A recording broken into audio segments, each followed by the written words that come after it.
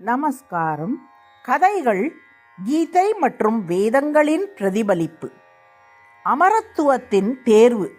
யக்ஞவல்க்யரும் மைத்ரேயியும். வேத காலத்தில் வாழ்ந்த மகாமுனிவர் யக்ஞவல்க்யர் பரம்பொருளை உணர்ந்த ஞானி ஆவார். அவருக்கு 2 மனைவிகள் இருந்தனர், காத்யாயினி மற்றும் மைத்ரேயி. காத்யாயினி இல்லற வாழ்க்கையின் இன்பங்களில் ஈடுபட்டவள். நல்ல உணவு, அழகிய ஆடை, ஆபரணம், செல்வ வசதிகள் ஆகியவற்றில் மகிழ்ந்தாள்.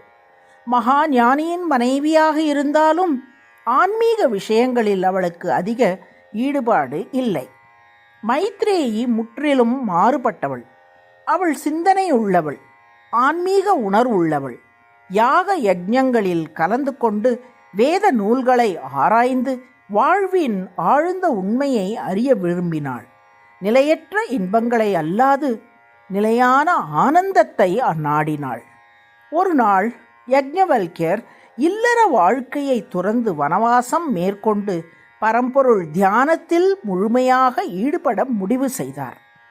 தம் 2 மனைவிகளையும் அழைத்து அவர் கூறினார், நான் இப்போது இல்லறத்தை துறக்க நினைக்கிறேன். எனவே என் செல்வம், பொருள், வீட்டு உடைமைகள் அனைத்தையும் உங்களுக்குள் பகிர்ந்து கொடுக்கிறேன். பின்னர் உங்களுக்கு இடையில் எந்த தகராறும் இருக்கக்கூடாது. காத்யாயினி உடனே சம்மதித்தாள்.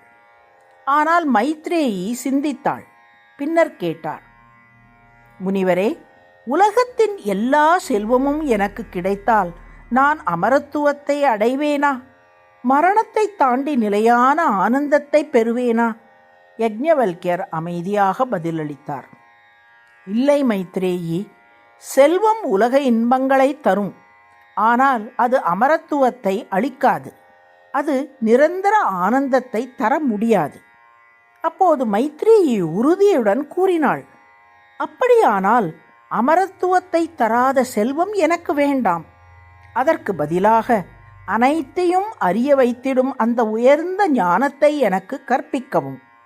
பிறவி மரண சுழற்சியிலிருந்து விடுதலை பெற நான் விரும்புகிறேன். இதை கேட்ட யக்ஞவல்க்யர் மகிழ்ந்து கூறினார், மைத்ரேயி, நீ நிலையற்றதை அல்ல, நிலையானதை நாடுகிறாய். வா, என் அருகில் உட்கார். உனக்கு ஆத்ம ஞானத்தை உபதேசிப்பேன். ஆத்மாவை அறிந்தவனுக்கு துக்கம் இல்லை, பிறவி இல்லை. அவர் ஆத்ம தத்துவத்தை அவளுக்கு உபதேசித்தார். அனைத்தும் ஆத்மாவிற்காகவே பிரியமானது.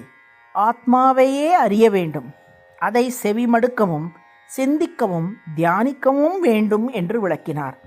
அந்த உயர்ந்த ஞானத்தை பெற்ற மைத்ரேயி முக்தியை அடைந்தாள்.